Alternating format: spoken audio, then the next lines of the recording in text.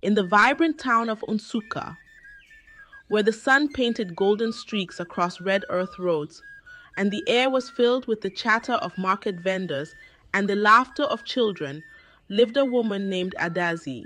She was known throughout the town not just for her striking beauty, skin like polished mahogany, and eyes that sparkled with warmth, but for her kindness. Adaeze's heart, however, was a vessel of silent sorrow.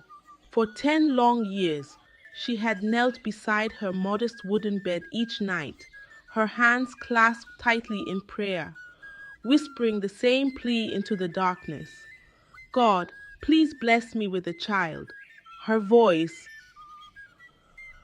though soft, was laced with a hope that refused to fade no matter how many seasons passed without an answer. Her husband, Obinna, was a pillar of strength and patience.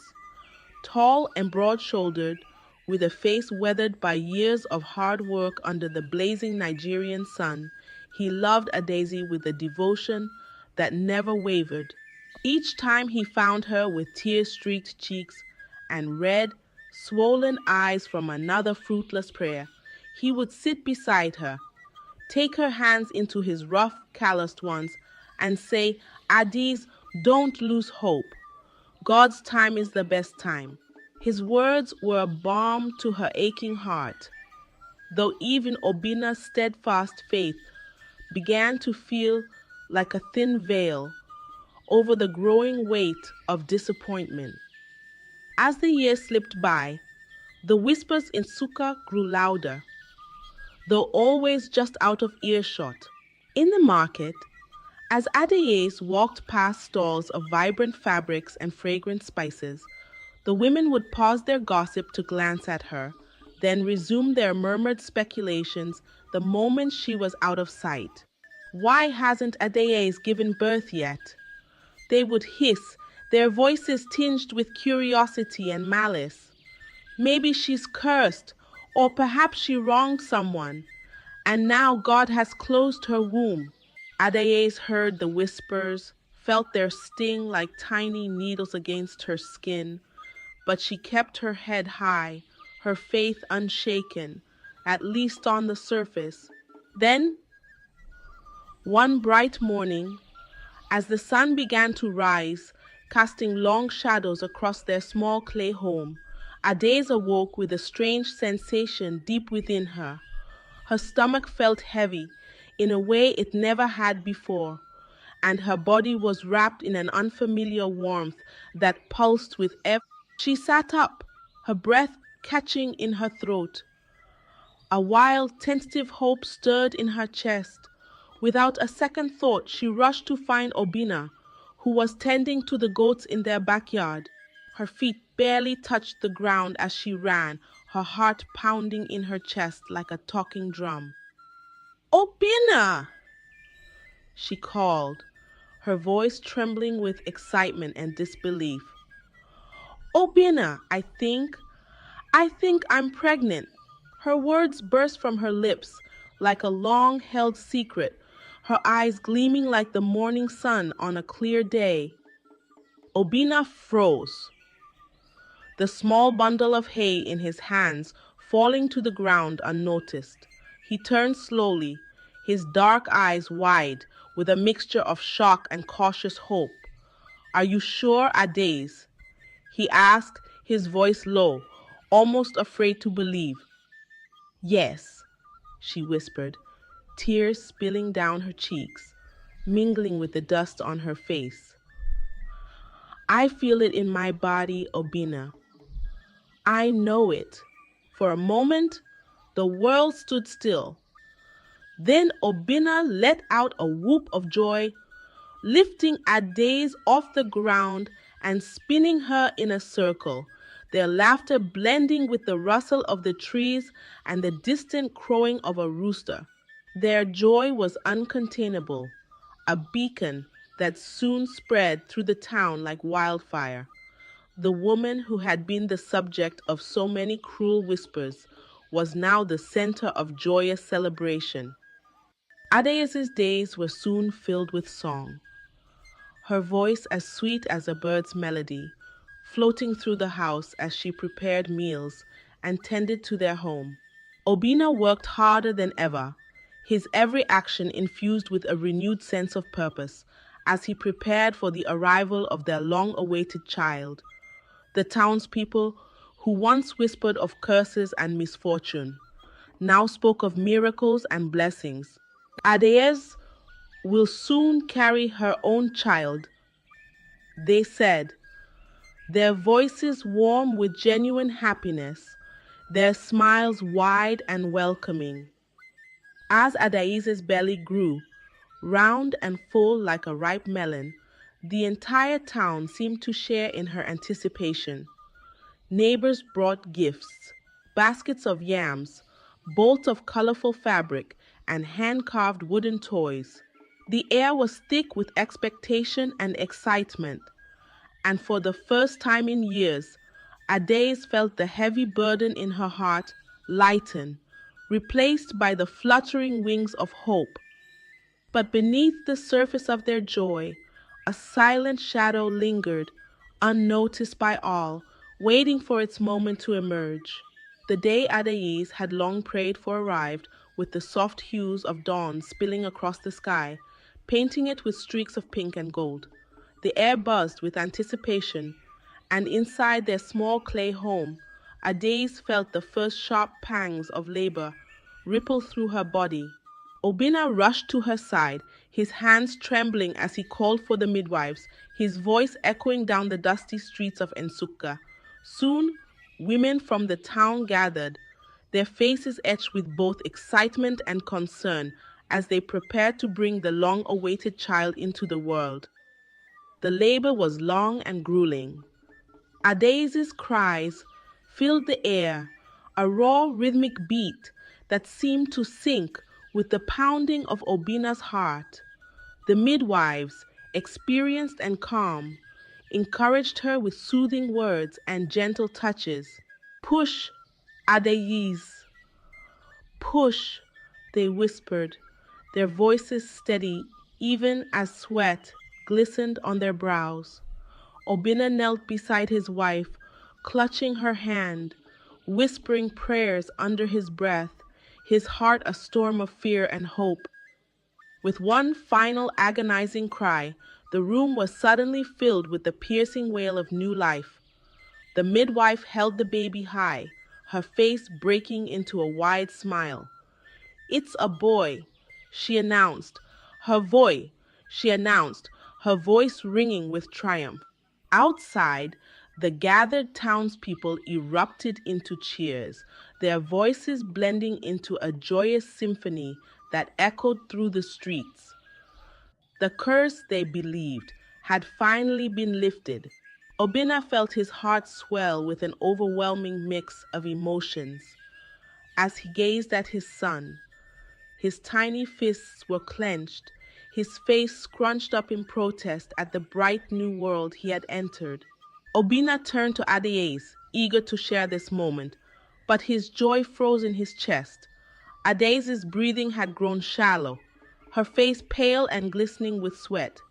She cradled the baby weakly in her arms, her eyes fluttering open just enough to meet Obina's tear-filled gaze.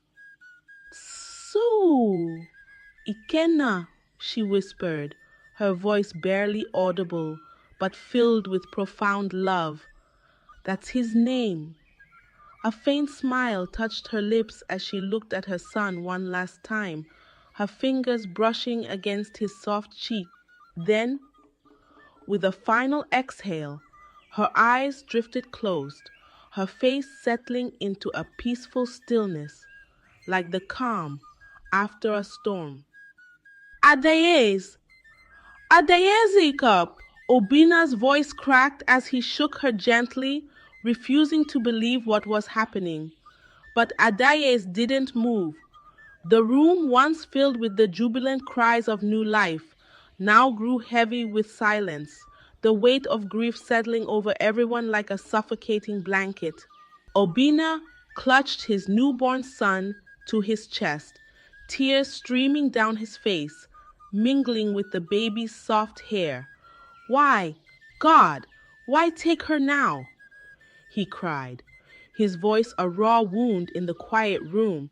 The next day, the town of Nsukka gathered once more, but this time their celebration had turned into mourning.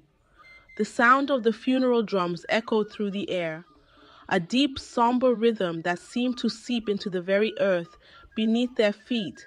Obinna stood by Adaeze's grave, holding little Ikenna tightly in his arms. The sun cast long shadows over the freshly dug earth, and the scent of incense and sorrow hung heavy in the air. As the last handful of soil was thrown over Adaeze's resting place, Obinna whispered, his voice steady despite the tears streaming down his face. Adaeze, I will take care of him. I promise. His heart ached with a grief so profound it felt like a physical weight pressing down on his chest. But he knew he had to be strong. Ikenna needed him now more than ever. Life in Nsukka didn't pause for Obinna's grief. The sun continued to rise and set, and each day brought new challenges. Obinna found himself navigating the lonely path of single fatherhood, his heart heavy with the absence of Adaeze's laughter and warmth. But he held on to her memory, vowing to give Ikenna the life she had dreamed of for him. For 3 months, Obinna poured every ounce of his energy into raising his son. The house that once echoed with Adaeze's songs now stood quiet, the silence a constant reminder of what had been lost. The townspeople, once full of celebratory cheer, now offered somber nods and quiet condolences when they passed Obinna on the street. But life, relentless and unyielding, marched on. Then, in a decision that sent fresh ripples of gossip through the town, Obinna remarried. His new wife, Chimamanda, known simply as Manda, was a young, vibrant woman with a heart full of warmth and an infectious laugh that seemed to breathe life back into the somber walls of Obinna's home. The townspeople whispered behind closed doors, their voices dripping with judgment. How could he move on so quickly? They questioned. Did he already have feelings for her before Adaeze's death? But Obinna didn't let their words penetrate his resolve. He was a man with responsibilities, and he knew he couldn't raise Ikenna alone. Manda was exactly what he needed, kind, hardworking, and ready to step into the role of a mother. From the moment she arrived at their home, Manda embraced Ikenna with a fierce, unwavering love. "You're my son now," she whispered, planting a tender kiss on his forehead. Ikenna, still too young to understand, simply stared at her with wide, curious eyes. Obinna watched from the corner of the room, his heart a tangled web of grief and hope. He missed Adaeze with every fiber of his being. But he knew this was the best choice for Ikenna. Slowly, the house that had once felt like a tomb began to fill with laughter again. Manda sang as she worked, her voice lifting the heavy air like sunlight breaking through storm clouds. The townspeople continued to gossip, but Obinna kept his head high, focusing on his son and new wife, determined to rebuild their lives from the ashes of tragedy. Chimamanda settled into her new role as Obinna's wife and Ikenna's mother, with a heart full of determination and hope. The house that had once echoed with Adaeze's laughter and love now pulsed with a different rhythm, one that Manda was eager to create. She wasn't just stepping into a home, she was stepping into the shadow of a woman whose memory lingered in every corner, every glance, every whispered prayer. But Manda was not intimidated by Adaeze's legacy.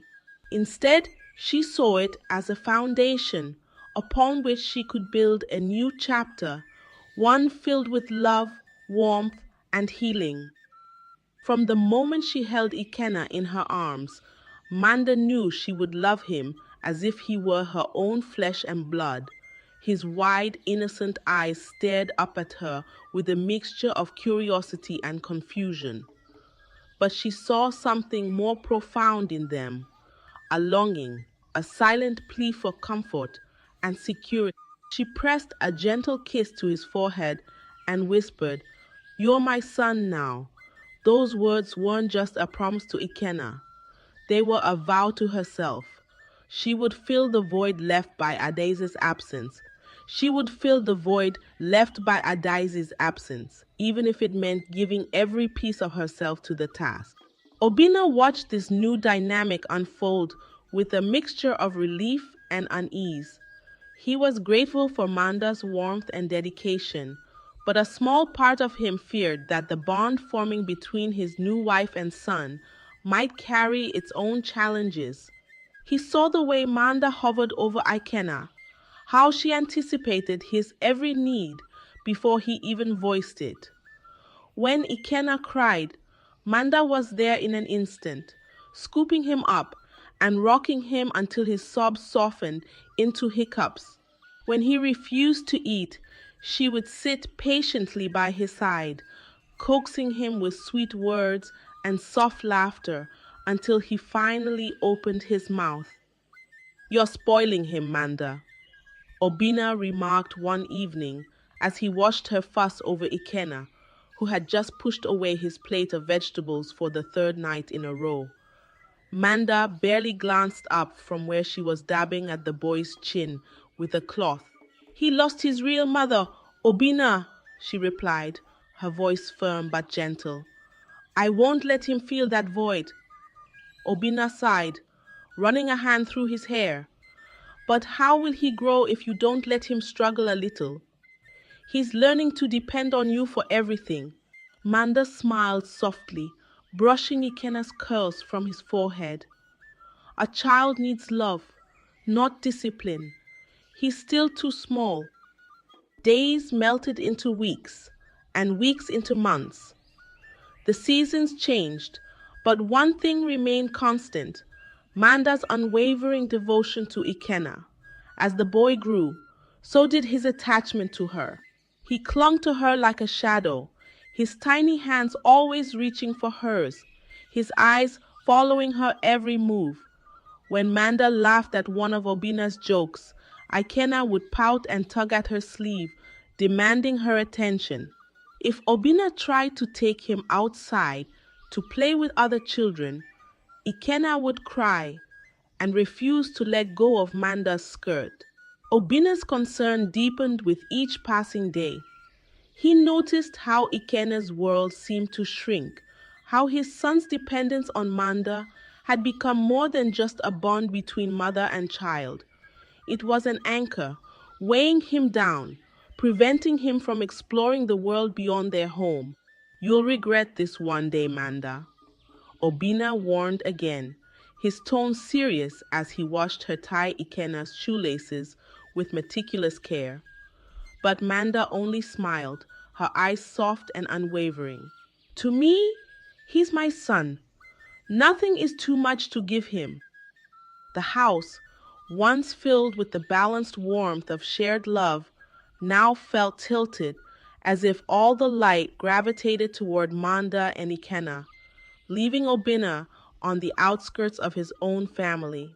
He watched silently as his warnings went unheeded, his heart heavy with the fear that something was growing beneath the surface, something neither of them could see. By the time Ikenna turned 3, it was clear that Manda's love had created a cocoon around him. He rarely interacted with other children, preferring to stay by Manda's side, his small hand always clutching the hem of her dress. If she left the room, he would follow. If she sat, he would climb into her lap, resting his head against her chest as if he was still a baby. Manda saw this as a testament to their bond, proof that her love was healing the wounds left by Adaeze's absence.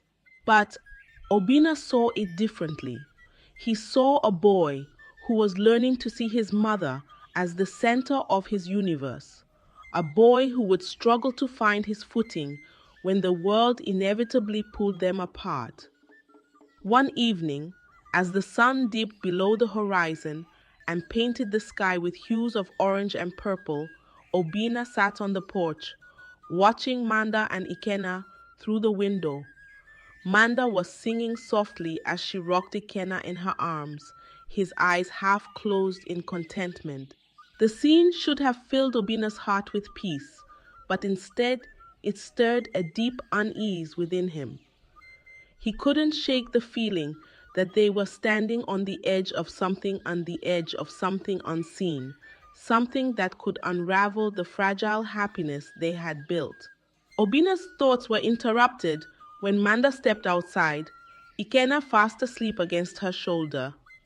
She sat beside Obina, her eyes reflecting the fading light of the day.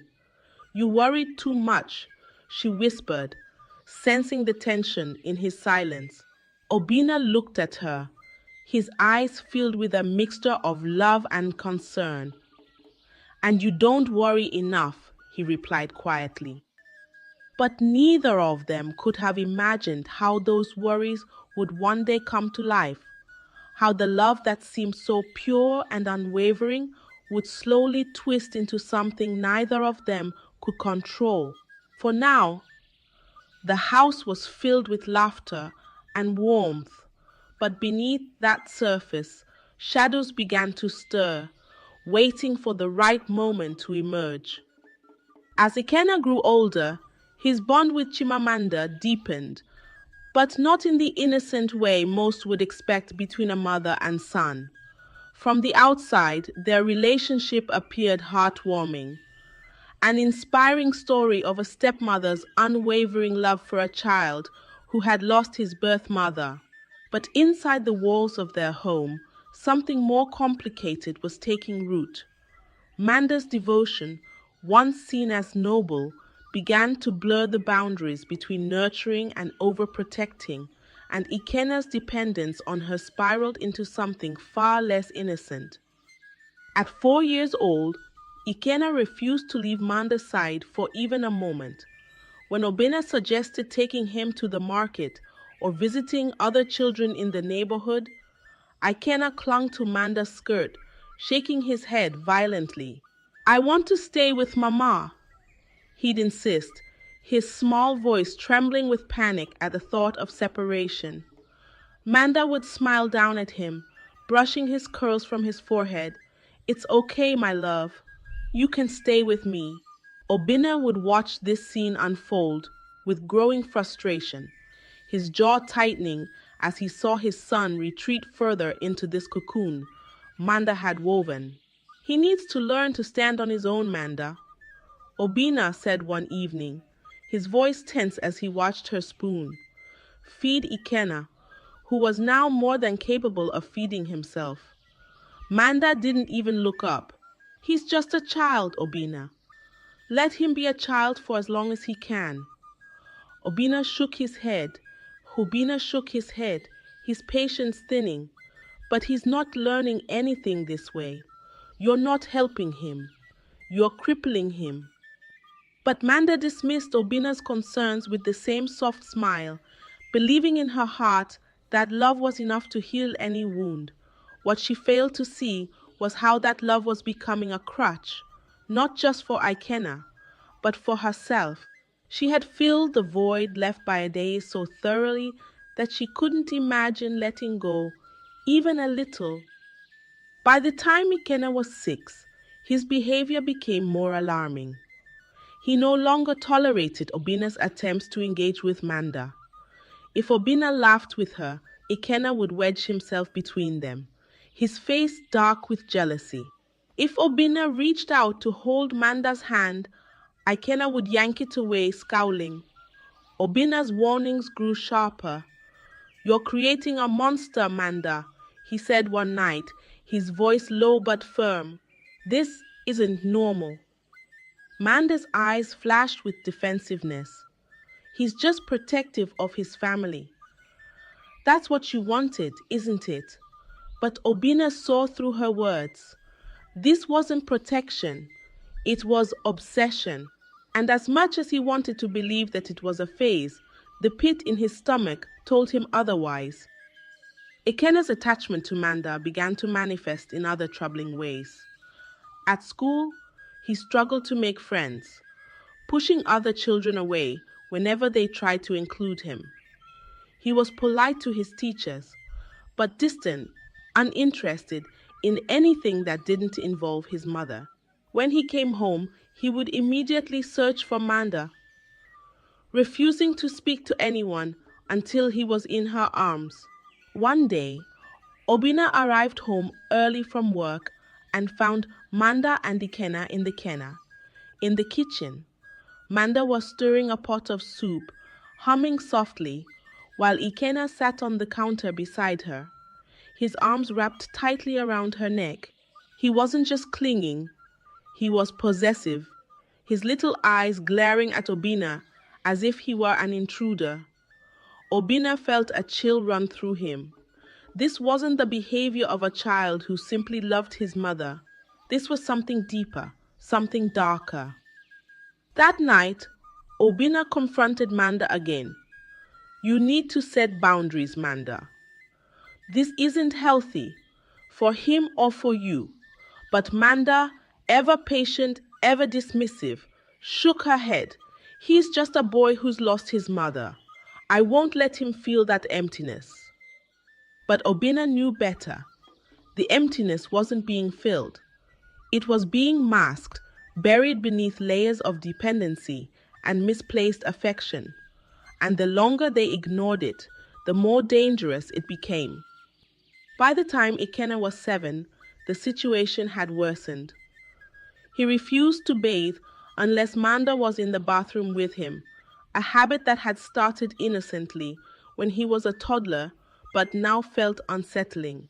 He'd demand to sleep in her bed when Obina was away on business trips, insisting he had nightmares when he slept alone. Manda continued to justify his behavior, brushing off Obina's growing concerns. But Obina could see the storm brewing. He saw it in the way Ikenna's eyes lingered too long on Manda, in the way his small body stiffened when Obina kissed her cheek or wrapped an arm around her waist. One evening, after a particularly tense dinner where Ikenna had sulked and pouted whenever Manda spoke to Obina, Obina decided enough was enough. Manda, this isn't just about love anymore, he said, his voice quiet but firm. You're encouraging something unhealthy. Ikenna needs space. He needs to learn to be his own person. But Manda, ever the nurturing mother, simply smiled and shook her head. He's just a boy. Obina, he'll grow out of it. But Obina wasn't so sure. He had seen the way Ikenna's behavior had shifted from innocent affection to something possessive, even territorial. And deep down, he feared that they were on the edge of something neither of them could control. The boy they had loved so fiercely was becoming someone they no longer recognized, and the consequences of that would soon become impossible to ignore. As Ikenna grew older, his attachment to Chimamanda deepened in ways that unsettled even the most understanding hearts. By the time he turned 8, his obsession was no longer a quiet undercurrent, but a glaring presence in their home. He refused to play with other children, preferring to follow Manda around the house like a shadow.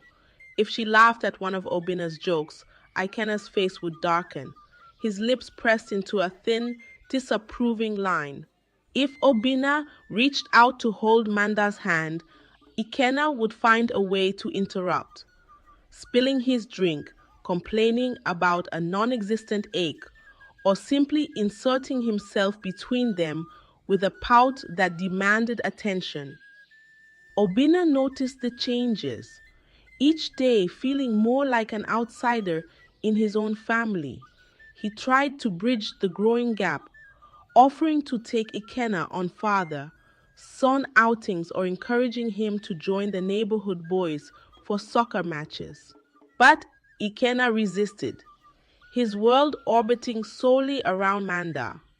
"I don't want to go," he'd mutter whenever Obina suggested leaving the house. "I want to stay with Mama." One evening, after another failed attempt to engage his son, Obina confronted Manda in the kitchen. The smell of simmering egusi soup filled the air, but the warmth in the room did nothing to ease the tension between them. "Manda, this isn't normal," Obina said quietly, his eyes heavy with concern.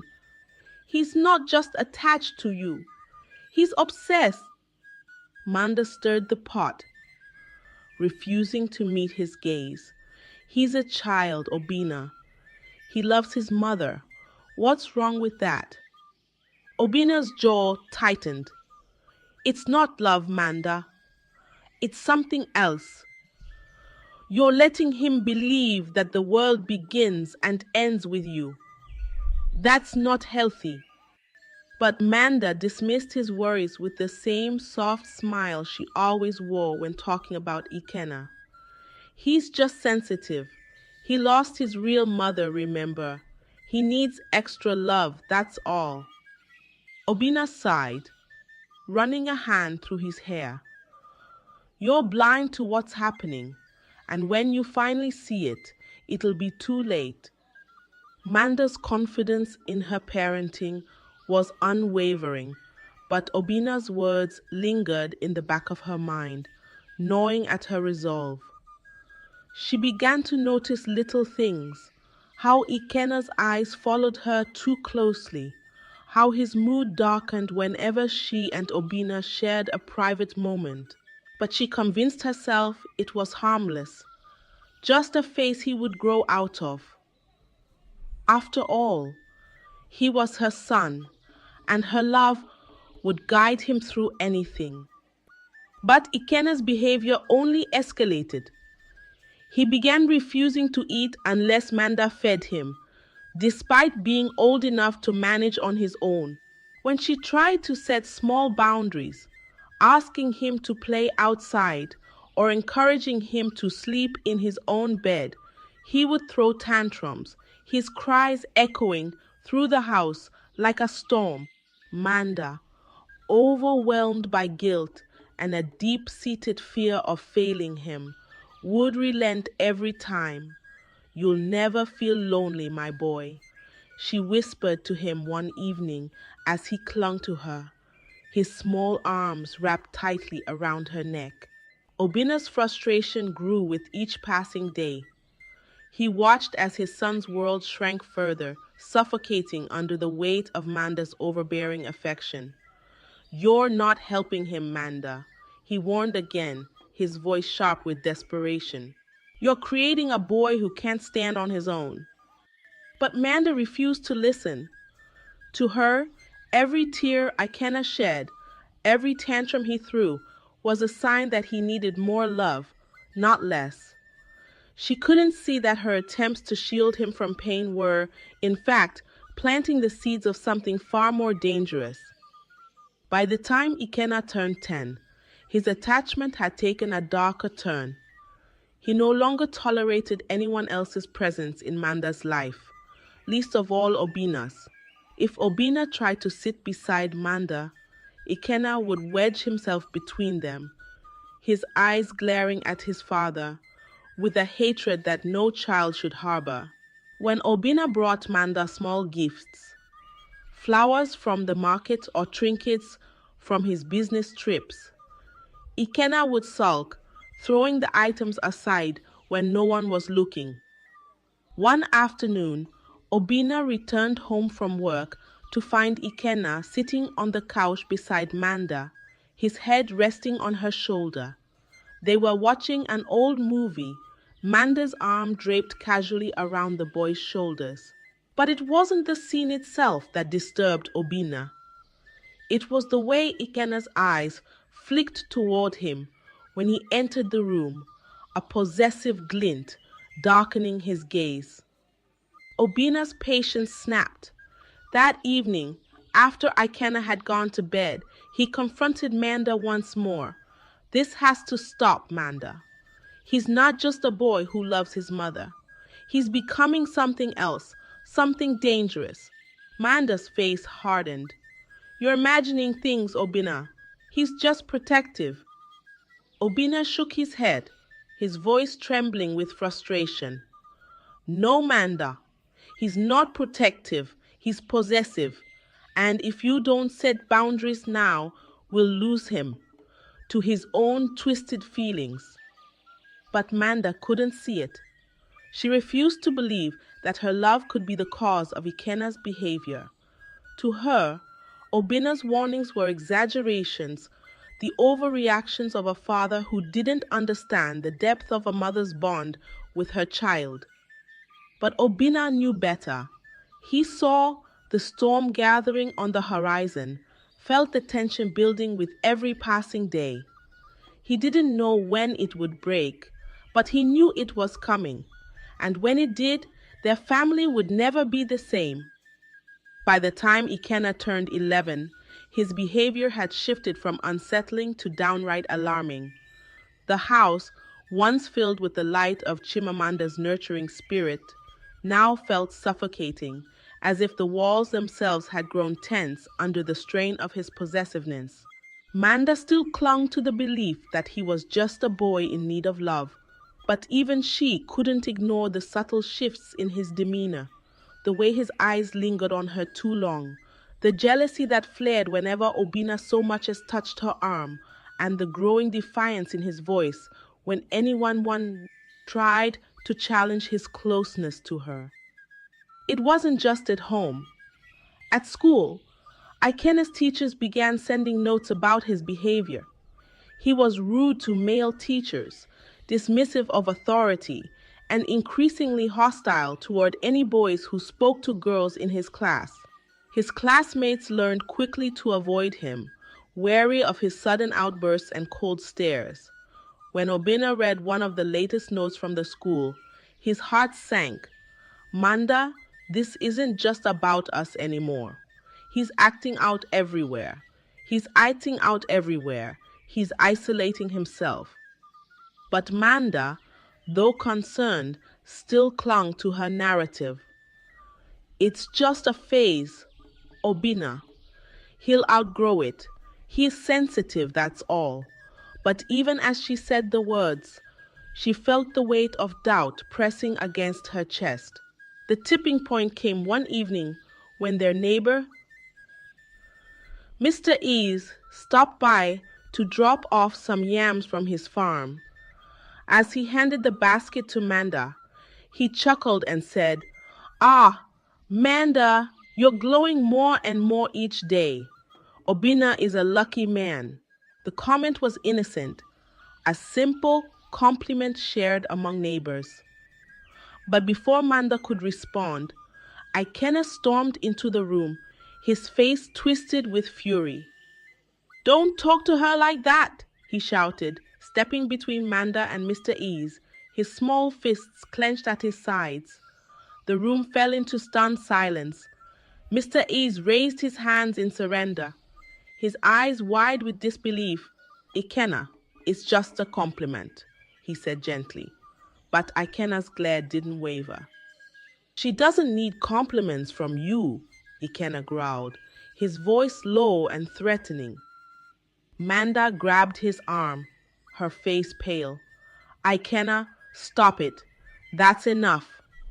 But Ikenna shook her off, his eyes never leaving Mr. Ease until the man, clearly unsettled, made a hasty exit, mumbling awkwardly about needing to get home.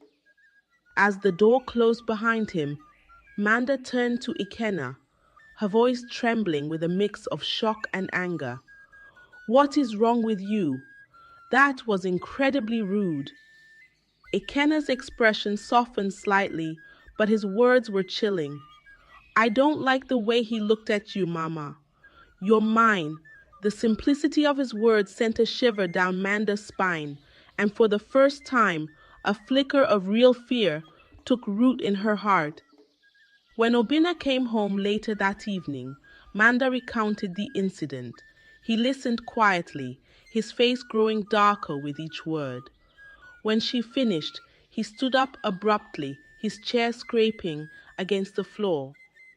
Manda, this boy is acting like you're his wife, not his mother, Obinna said bluntly, his voice heavy with frustration. Manda crossed her arms, her defensiveness flaring. You're exaggerating, Obinna. He's just being protective. Obinna shook his head, his jaw tight. No, Manda, this isn't protection. This is obsession. You need to set boundaries now. But Manda, though shaken, still couldn't fully accept what Obinna was saying. She believed in her love for Ikenna, believed it was strong enough to guide him back to the right path. What she didn't realize was that her refusal to set those boundaries was feeding the very obsession that threatened to tear their family apart. Days turned into weeks, and Ikenna's behavior grew increasingly erratic. If Manda laughed at one of Obinna's jokes, Ikenna would scowl and find a way to interrupt. At church, when men greeted Manda with polite smiles, Ikenna would shoot them icy glares that could freeze water. His hostility wasn't subtle. It was a roaring undercurrent that simmered just beneath the surface of every interaction. One evening, as they sat down for dinner, Ikenna pushed his plate away without touching it. I'm not hungry, he mumbled, his eyes fixed on Manda. Manda sighed, trying to maintain a sense of normalcy.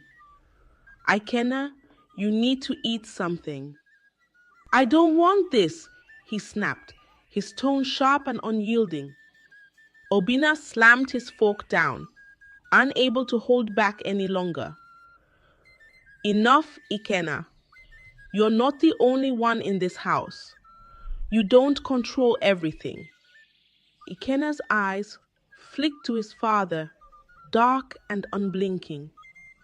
I don't care, he muttered under his breath, but loud enough for both of them to hear.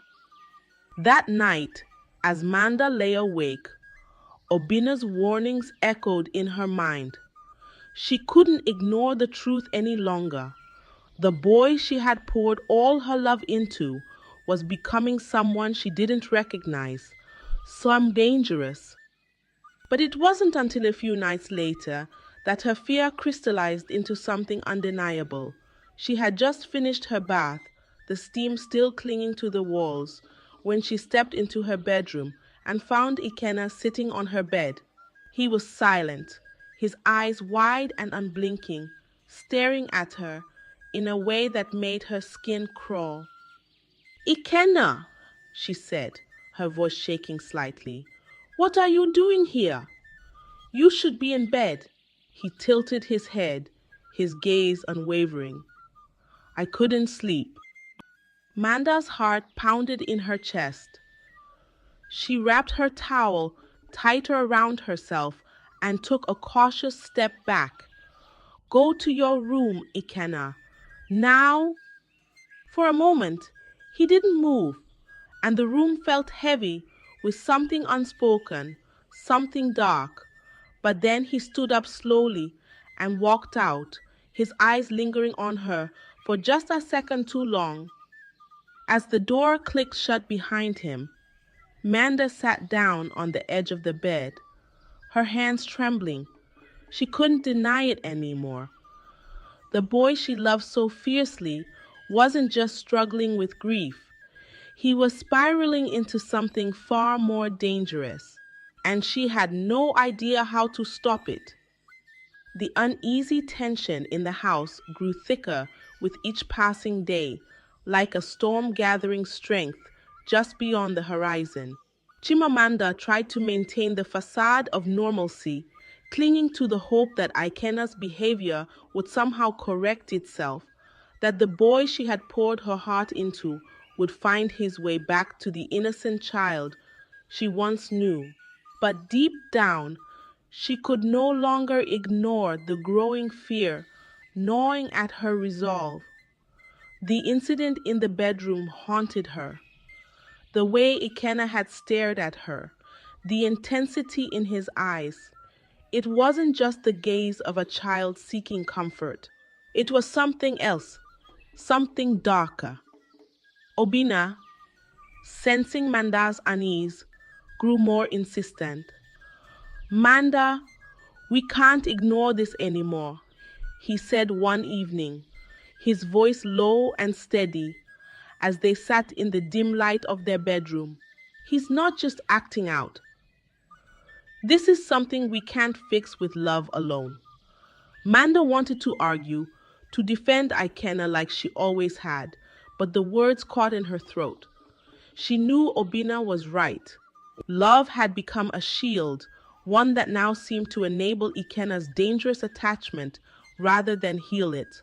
We need to send him to boarding school, Obinna continued, his tone firm. He needs structure, discipline, something we clearly can't provide here. The idea felt like a betrayal to Manda. She had promised to love Ikenna as her own, to fill the void Adaeze had left behind. But now, that promise felt like a chain, binding them all to a situation that had spiraled out of control. After a long, silent pause, Manda finally nodded. Maybe you're right, she whispered, her voice barely audible. The admission felt like a weight lifting from her chest, though it also left an emptiness in its place. When they broke the news to Ikenna, his reaction was immediate and explosive. No, he screamed, his face contorting with fury. You can't send me away. I won't go. His voice echoed through the house, a raw, desperate sound that sent chills down Manda's spine. He turned to her, his eyes wide and pleading. Mama, please don't let him do this. I'll be good, I promise. But Manda couldn't meet his gaze. Her heart ached, but she knew this was the only way. Ikenna, it's for your own good, she said softly, her words trembling in the heavy air. You need this, my son. You're not my real mother, Ikenna spat, his voice venomous, his eyes filled with betrayal. The words hit Manda like a slap, but she held her ground, refusing to let the guilt consume her. Obinna stepped in, his voice cutting through the tension. That's enough, Ikenna. You're going. This isn't up for debate. The days leading up to Ikenna's departure were tense and silent. He refused to speak to either of them, his eyes cold and distant, a stark contrast to the boy who once clung to Manda's side. When the day finally arrived, Manda watched from the window as Obinna loaded Ikenna's small suitcase into the car. Ikenna stood stiffly by the door, his arms crossed over his chest, his jaw set in defiance. As Obinna reached for the keys, Ikenna shot one last glance at Manda, his eyes burning with a mixture of hurt and fury. You'll regret this, he hissed, his voice low and menacing. Then he turned and marched to the car, slamming the door shut behind him. The drive to the boarding school was long and silent. Obinna kept his eyes on the road, his hands gripping the steering wheel tightly, while Ikenna stared out the window, his face expressionless. When they arrived, Obinna helped carry Ikenna's bags, but the boy refused to acknowledge him. As they reached the dormitory, Obinna placed a hand on Ikenna's shoulder, hoping for a final connection. Ikenna, this is for the best, he said gently, but Ikenna shrugged him off, his eyes flashing with resentment. I don't need you, he muttered before disappearing into the building. Obinna stood there for a moment, watching his son walk away, feeling a strange mix of relief and sorrow. He hoped the distance would help, that the structure and discipline of the boarding school would break through the walls Ikenna had built around himself. But deep down, a nagging fear whispered that this was only the beginning. At first, the reports from the school were promising. Ikenna was quiet, obedient, and respectful.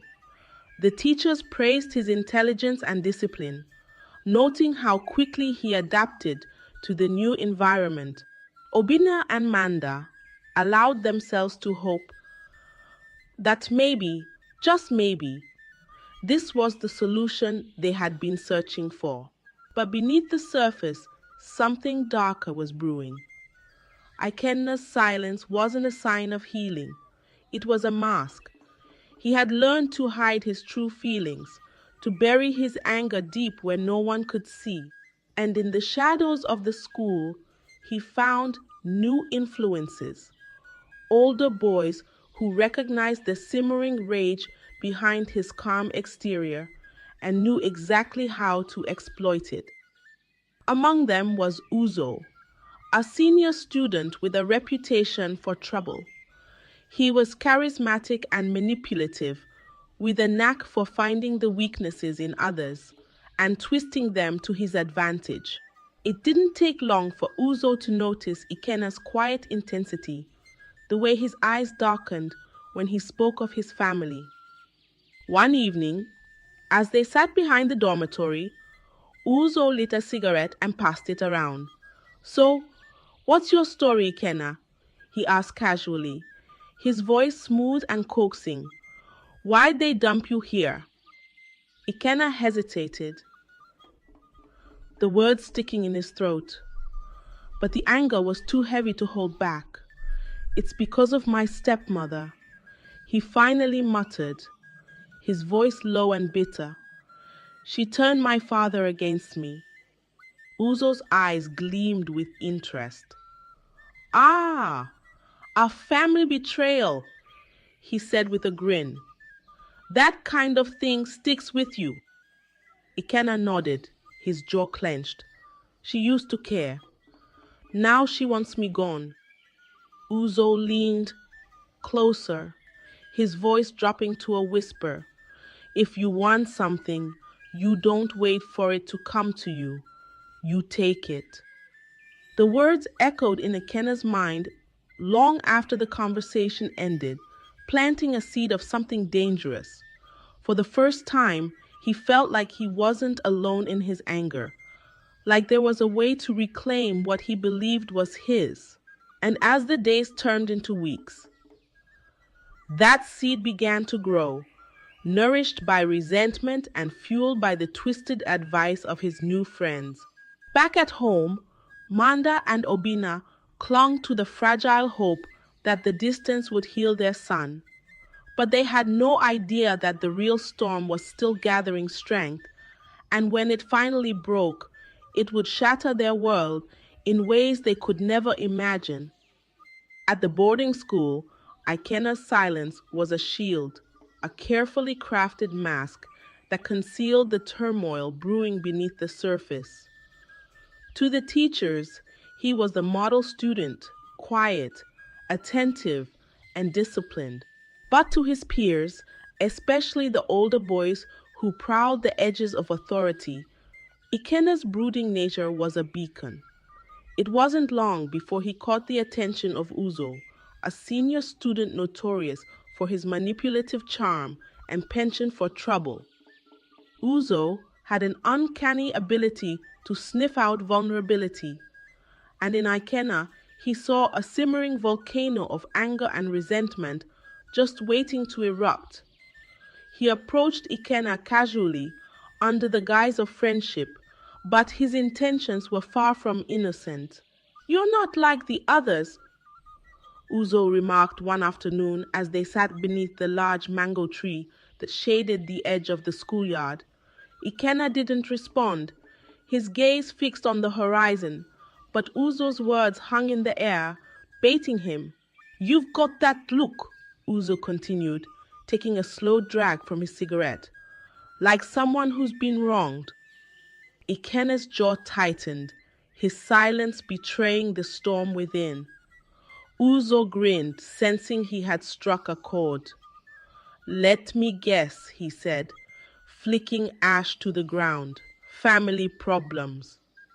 It was a simple question, but it opened a floodgate. For the first time since arriving at the school, Ikenna spoke about home, about Chimamanda, about Obina, about the betrayal he felt being sent away from the only person he ever trusted. He spoke in halting sentences, his voice low but charged with emotion.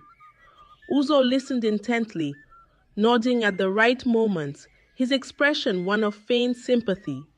But inside, he was already crafting a plan. You know, Uzo said thoughtfully after Ikenna finished, if you want something bad enough, you don't sit around waiting for it to come back to you. You take it. His words were smooth, like poison wrapped in honey. People like your stepmother. They think they can just toss you aside, but you can show them they're wrong. Ikenna stared at Uzo, the seed of an idea beginning to take root. How? He asked, his voice barely above a whisper. Uzo's grin widened. Simple. We go back, and you show her who's really in charge. The plan unfolded over the next few weeks, whispered in the shadows and plotted during stolen moments away from the watchful eyes of teachers.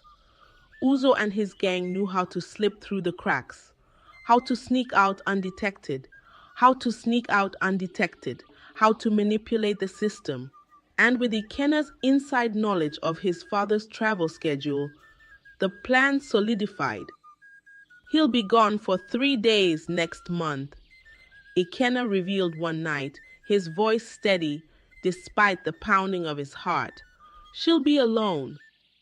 Perfect, Uzo replied, his eyes gleaming with anticipation.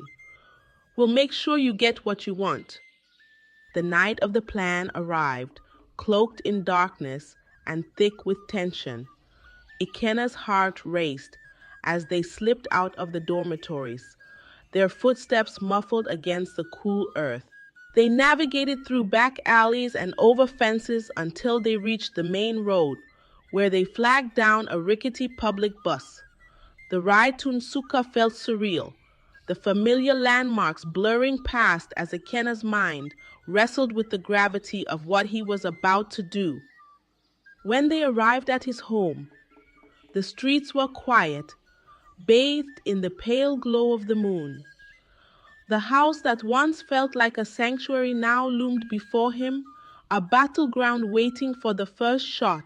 Ikenna hesitated at the gate, his heart pounding in his chest, but Uzo's firm hand on his shoulder propelled him forward. This is it, Uzo whispered. No backing out now. They crept toward the front door, Ikenna's hands trembling as he knocked softly. The sound echoed in the still night, and for a brief moment, doubt flickered in his mind. But before he could reconsider, the door creaked open, and there stood Chimamanda, her face lighting up with surprise and confusion. Ikenna, she exclaimed, stepping forward. What are you doing here? Shouldn't you be at school? Before Manda could fully process the scene, Uzo and his gang pushed their way inside, their presence immediately shifting the atmosphere from confusion to fear. Manda's smile faded, replaced by a growing sense of dread as her eyes darted between the unfamiliar faces. Who are these boys, Ikenna? She asked, her voice tinged with unease. But Ikenna didn't answer. He stepped forward, his face cold, his eyes filled with a strange, unsettling intensity. I've come to finish what I started, he murmured, his voice void of the warmth she once knew.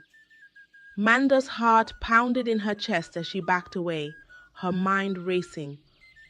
Ikenna, What are you talking about? She whispered, but before she could move, Uzo and the others grabbed her arms, holding her tightly. Nonso! Stop this! What are you doing? She screamed, struggling against their grip, but Ikenna only stepped closer, his expression unreadable. You always said you loved me, Mama, he said softly, almost tenderly. But you don't love me the way I want you to. Manda's cries grew louder, her voice filled with terror as the weight of his words sank in. Ikenna, no, this isn't love. I'm your mother, she pleaded, but her words fell on deaf ears. The nightmare continued, Manda's screams echoing through the house until a loud knock at the gate startled the boys. One of the neighbors had heard her cries and called the police.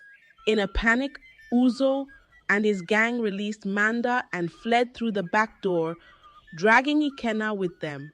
Manda collapsed to the floor, sobbing uncontrollably, her body shaking from the trauma. Outside, the sound of police sirens grew louder, but for Manda, the damage had already been done. The boy she had loved as her own had crossed a line that could never be undone, leaving behind a wound that no time could heal. The aftermath of that harrowing night clung to Chimamanda like a shadow that refused to loosen its grip. The walls of the once vibrant home, filled with laughter and warmth, now felt like a prison of painful memories. Every corner echoed with the sound of her own screams, the ghost of Ikenna's twisted expression etched into her mind. She could still feel his breath on her skin, still hear his breath on her skin, still hear his chilling words reverberating in her head.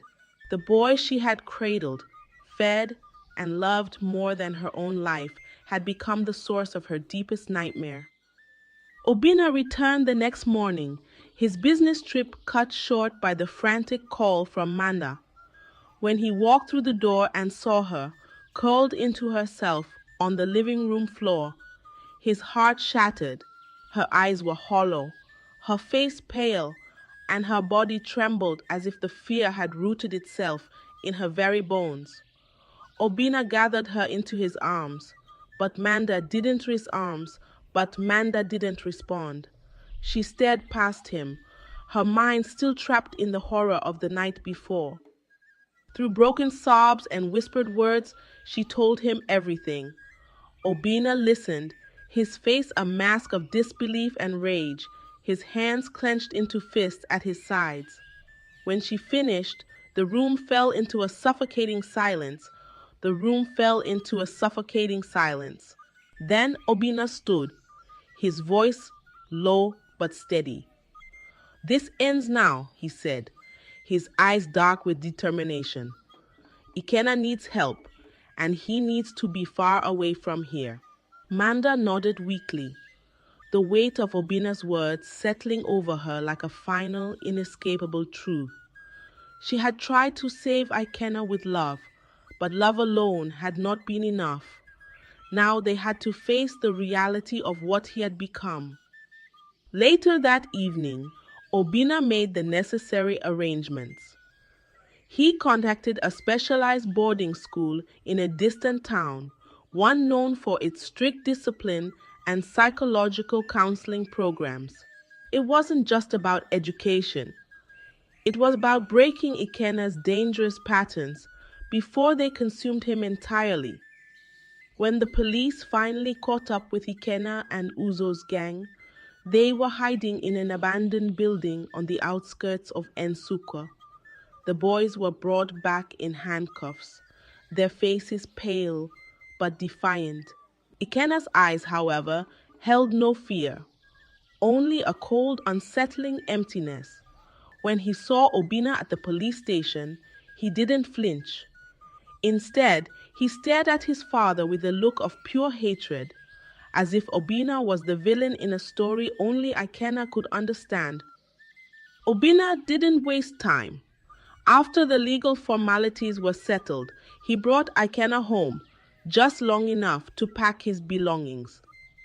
The house felt even colder with Ikenna inside it, his presence a dark cloud that weighed on everything. Manda stayed locked in their bedroom, unable to face him, her body still trembling from the trauma. The next morning, Obina sat Ikenna down in the living room, his voice steady but filled with unspoken pain. "You're leaving for a new school tomorrow," he said, locking eyes with his son. "You need help, Ikenna. This is the only way." Ikenna's face twisted into a sneer. "You're just getting rid of me," he spat, his voice dripping with venom. "You don't care about me. She doesn't care about me." Obina's jaw tightened, but he forced himself to remain calm. "You've crossed a line, Ikenna. This isn't about care anymore. This is about saving you from yourself." Ikenna turned his glare toward the closed bedroom door, his voice dropping to a low, dangerous whisper. "She'll regret this." Obina's patience snapped. He grabbed Ikenna by the shoulders, forcing him to meet his eyes. "No, Ikenna, you'll regret it. If you ever come near Manda like that again, you'll have me to answer to." His voice was cold, final, leaving no room for argument. The following day, as they drove toward the boarding school, the silence in the car was suffocating. Obina kept his eyes on the road, refusing to look at the boy in the passenger seat. Ikenna stared out the window, his face blank, but inside, a storm of resentment brewed. He wasn't just being sent away. He wasn't just being sent away. He was being exiled from the only thing he ever truly wanted, Manda's love. When they arrived at the school, Obina didn't linger. He handed Ikenna's belongings to the headmaster, exchanged a few words about his son's needs, and then turned to leave. But before he walked away, he glanced back at Ikenna one last time. "This is your chance, Ikenna," he said quietly. "Don't waste it." But Ikenna didn't respond. He stood there, his posture rigid, his eyes filled with a cold, burning hatred. As Obina drove away, he felt a strange mix of relief and sorrow. He had done what needed to be done, but deep down, he feared it was already too late. Back at home, Manda tried to rebuild her life, but the scars of that night lingered. She avoided the places where Ikenna's presence had been strongest. The kitchen where they once cooked together, the living room where he clung to her like a shadow. Even Obina's touch felt foreign now, as if the trauma had erected an invisible barrier between them. Weeks passed, and the house remained eerily quiet. But just as Obina and Manda began to hope for peace, a letter arrived in the mail. The handwriting was familiar, the words chilling. "You can send me away, but you can't get rid of me. I'll come back, and when I do, you'll both pay." Manda's hands trembled as she read the letter, her breath catching in her throat.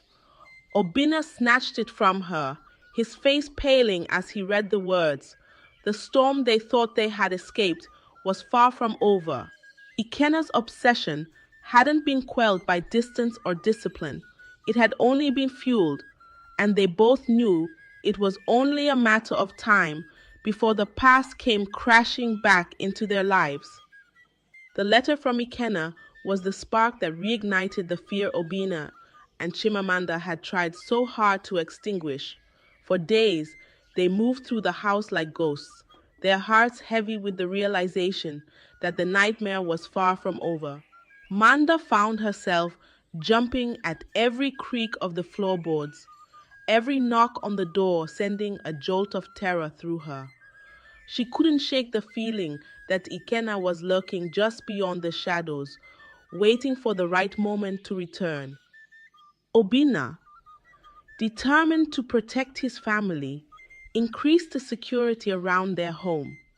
He installed new locks, added metal bars to the windows, and even considered moving to a different town altogether. But no matter how many physical barriers he put up, he knew that the true threat wasn't something he could lock out. Ikenna's presence was like a ghost that haunted them, not just in the physical world, but in their minds and hearts. 3 months passed without incident, and slowly, the tension in the house began to ease. Manda found herself laughing again, though the sound always felt foreign, as if it didn't quite belong to her anymore. Obinna tried to rekindle the warmth in their marriage, but the shadow of Ikenna lingered between them, an unspoken reminder of the trauma they had endured. Still, they clung to the fragile hope that perhaps Ikenna's threats were just words, the angry outbursts of a boy sent away from the only home he had ever known. But that hope was shattered one rainy evening when Obinna returned home from work to find the front door ajar. His heart pounded in his chest as he pushed it open, his eyes scanning the dimly lit hallway for any sign of movement. "Manda?" he called out, his voice trembling. There was no answer. Panic surged through him as he rushed through the house, his footsteps echoing against the hardwood floors. He found Manda in the kitchen, her back pressed against the wall, her face pale and eyes wide with terror. She pointed a trembling finger toward the dining room, where Obinna saw it, a single piece of paper pinned to the wall with a knife. "I told you I'd come back." The words were scrawled in Ikenna's familiar handwriting, each letter a dagger to Obinna's heart. He pulled Manda into his arms, feeling her body shake against his. "We're leaving," he whispered fiercely. "We can't stay here." That night, they packed what little they could carry and fled. Ansuka, leaving behind the home they had built, the memories they had cherished, and the ghosts that refused to let them go. They moved to a distant town where no one knew their story, hoping to start fresh, to outrun the past that clung to them like a shadow. For a while, it worked. The new town offered anonymity, a chance to rebuild their lives without the weight of judgmental whispers and prying eyes. Obinna found work at a local construction company, while Manda volunteered at a nearby clinic, throwing herself into the routine of helping others as a way to drown out her own pain. They even started attending church regularly, seeking solace in the comforting rituals of faith. But no matter how far they ran, the fear followed them. Manda would wake in the middle of the night, drenched in sweat, convinced she had heard Ikenna's voice whispering her name. Obinna kept a bat by the front door and checked the locks twice before going to bed. They lived in a constant state of vigilance, their hearts never fully at ease. Then, one day, a letter arrived at their new address. There was no return address, but Obinna recognized the handwriting immediately. His hands trembled as he opened it, the words inside confirming his worst fears. "You can't hide from me. I'll always find you." The letter sent them spiraling back into the depths of their fear. Obinna went to the police, but without concrete evidence of a crime, there was little they could do. "It's just a letter," the officer said dismissively. "Until he acts on it, our hands are tied." But Obinna knew better. Ikenna wasn't just making idle threats. He was playing a game, one that he intended to win. Obinna and Manda were pawns in his twisted narrative, and he wouldn't stop until he had reclaimed what he believed was his. That night, as they lay in bed, Obinna held Manda close, his mind racing with thoughts of what to do next. "We can't keep running," he whispered. "We need to fight back." Manda nodded, her eyes filled with a mixture of fear and determination. "But how?" she whispered.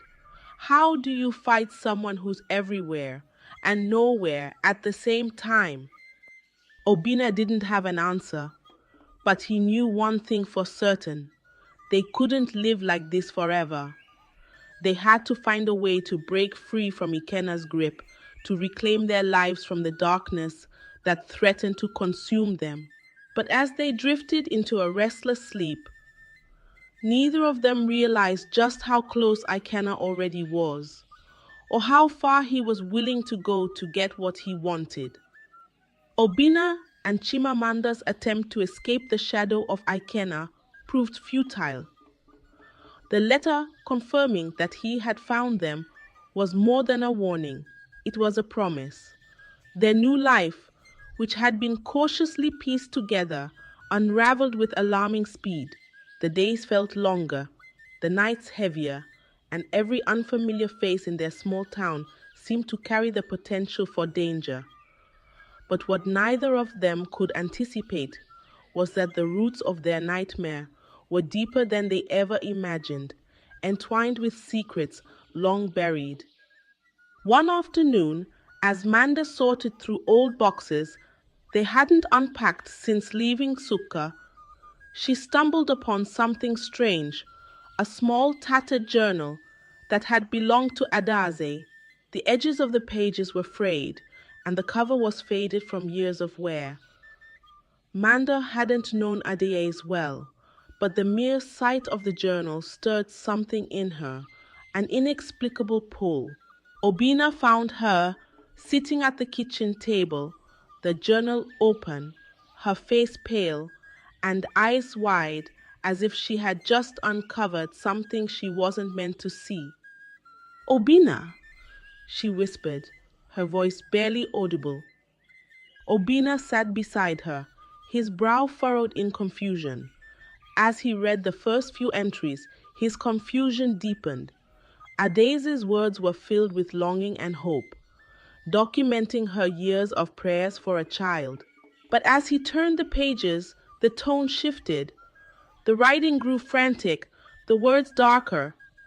Adaeze spoke of visiting a woman in a nearby village, a woman known for her connection to the spiritual world. "I couldn't wait any longer," Adaeze had written. "The woman said she could help me, but there would be a price. I didn't care. I just wanted a child."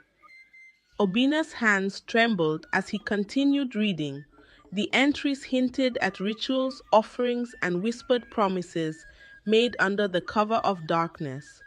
Adaeze had written about dreams that haunted her, shadows that lingered even in daylight, and an unshakable feeling that something was wrong. "I fear I've made a mistake," one entry read. "I feel the life inside me growing, but so is something else. Something dark." Obina closed the journal, his heart pounding in his chest. "What is this?" he murmured, his mind racing to connect the dots. Manda's eyes filled with tears as she whispered, "I think Adaeze made a deal. A spiritual one. And Ikenna. He's part of that deal." The revelation hit them both like a tidal wave. The pieces of the puzzle began to fit together in horrifying clarity. Ikenna's obsession, his violent tendencies, his inability to let go. It wasn't just psychological. It was something deeper, something rooted in the spiritual realm. Determined to uncover the full truth, Obina and Manda sought out Pastor Adaeze, a respected figure in their new community known for his knowledge of spiritual matters. When they showed him Adaeze's journal, his face darkened with understanding. "This is no ordinary situation," Pastor Adaeze said gravely. "Adaeze made a covenant, and when she died, that covenant didn't die with her. It passed on to Ikenna. His behavior isn't just the result of trauma. It's spiritual bondage." Manda's heart sank. "What can we do?" she asked, her voice trembling. Pastor Adaeze leaned forward, his eyes serious. "You need to break the covenant, but it won't be easy. The spirit attached to Ikenna is strong, and it won't let go without a fight." With the pastor's guidance, they began preparations for a deliverance ceremony, hoping to free Ikenna from the darkness that gripped him. But even as they planned, Obina couldn't shake the feeling that time was running out. Ikenna had always been one step ahead, and there was no telling how far he would go to maintain his hold on them. Their fears were realized sooner than expected. One night, as the wind howled outside and the rain pounded against the windows, there was a knock at the door. Obina's heart froze. He moved cautiously to the peephole, his breath catching in his throat when he saw who stood on the other side. It was Ikenna. But this wasn't the boy Obina remembered. Ikenna's face was pale, his eyes hollow, and his lips curled into a chilling smile. He stood motionless, as if waiting for something, or someone, to let him in. Obina stepped back from the door, his mind racing. He turned to Manda, who was already on her feet, her face as white as a sheet. "He's here," Obina whispered. Before they could react, the lights flickered and went out, plunging the house into darkness. The sound of the door creaking open echoed through the silent house, though neither of them had touched the lock. Obina grabbed Manda's hand, pulling her toward the back of the house, but they could already hear footsteps inside, slow, deliberate, and terrifyingly familiar. As they hid in the shadows, Obina's mind replayed the words from Adaeze's journal. The price she had paid wasn't just her life, it was Ikenna's soul. And now, unless they could break the covenant, that darkness would consume them all. The footsteps grew closer, and Obina realized that this wasn't just a battle for their lives. It was a battle for Ikenna's very soul, and the outcome was far from certain. The footsteps echoed through the darkened house, each slow, deliberate step, sending a fresh wave of terror coursing through Obina and Chimamanda's veins. The faint sound of rain tapping against the windows was the only other noise, but even that seemed to fade beneath the suffocating weight of Ikenna's presence. Obina gripped Manda's trembling hand tightly, his mind racing as he tried to figure out their next move. This was no longer just their troubled son. It was something else, something far darker, that had come to claim them. They crouched in the corner of the bedroom, the door slightly ajar as Ikenna's silhouette appeared in the hallway. His frame was taller now, more menacing, but it was the emptiness in his eyes that chilled Obina to the bone. It wasn't hatred or anger. It was something void, as if the boy they had once known was gone, leaving only a vessel for the darkness Adaeze had unwittingly invited into their lives. "Mama!" Ikenna's voice called out softly, almost tenderly. The sound was eerily familiar, yet completely foreign, like a song sung in the wrong key. Manda pressed her hand over her mouth to stifle a sob. Obina could feel her body shaking against his, her fear radiating like a physical force. He knew they couldn't stay hidden forever. Sooner or later, Ikenna would find them. And when he did, there would be no reasoning with what stood in their son's place. Summoning every ounce of courage, Obina whispered, "We have to get to the church. Pastor Adaeze can help us, but we need to leave now." Manda nodded, her wide eyes glistening with tears. But before they could move, the creak of the floorboard outside the door froze them in place. Ikenna was just on the other side, his presence a palpable force pressing against the thin barrier of the wooden door. "I know you're in there," he whispered, his voice laced with a sinister calm. "You can't hide from me, Mama. You never could." Obina's heart pounded in his chest, but he knew they had to act. With a sudden burst of adrenaline, he grabbed Manda's hand and yanked her toward the window. He threw it open, the cold rain pelting their faces as they scrambled out into the night. The moment their feet hit the ground, they ran, slipping through the wet grass, their breaths coming in ragged gasps. Behind them, they heard the door slam open, and Ikenna's voice echoed through the storm. "You can't run from me," he bellowed. He bellowed, his words cutting through the night like a blade. "I'll always find you." They didn't look back. They couldn't. The church was only a few blocks away, but every step felt like a mile, every shadow like a hand reaching out to drag them back into the nightmare. When the small white steeple of the church finally came into view, Obina felt a flicker of hope ignite within him. But just as quickly as it came, it was extinguished by the sound of footsteps pounding behind them. Closer now, faster. They burst through the church doors, drenched and breathless, just as Pastor Adaeze emerged from the back, his face a mask of calm determination. "Lock the doors," he commanded, his voice steady, despite the fear etched into his features. Obina did as he was told, bolting the heavy wooden doors just as Ikenna's shadow appeared outside, his hand slamming against the glass. "He's here!" Manda gasped, collapsing onto the floor. Pastor Adaeze nodded, his eyes never leaving the trembling doors. "I know," he said quietly, "but this house belongs to God. He cannot enter unless invited."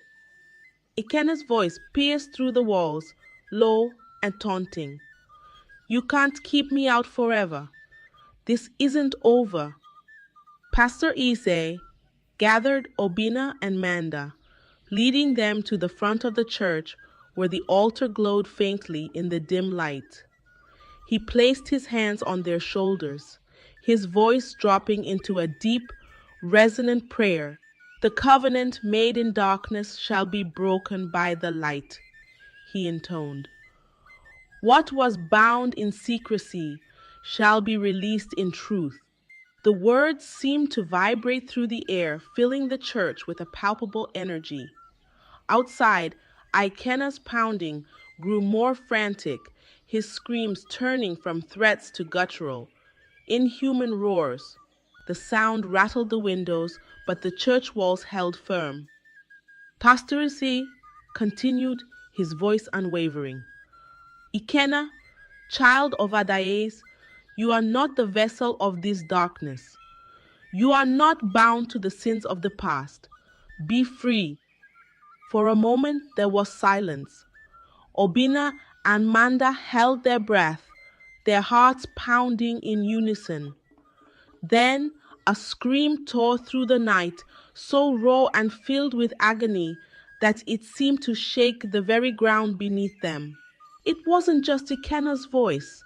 It was something else, something ancient and furious, being ripped from its hold. The pounding stopped. The night fell eerily silent. They waited, the tension thick enough to choke on, until finally Pastor Adaeze opened the doors. The rain had stopped and the street lights flickered against the wet pavement. But Ikenna was gone. Only a small, crumpled piece of paper lay on the church steps, soaked through but still legible. "You may have saved him, but this isn't the end." Obina and Manda stared at the note, their hearts heavy with both relief and dread. Ikenna had been freed from the darkness, but the shadow that had haunted their family still lingered, waiting for its next opportunity. But for now, they had reclaimed their son, and that was a victory they would hold on to, no matter how fleeting it might be. As the first light of dawn crept over the horizon, Obina and Manda stood together, their hands clasped tightly. They knew the road ahead would not be easy, but they also knew they would face it together. Because love, even when twisted by darkness, was still the strongest weapon they had.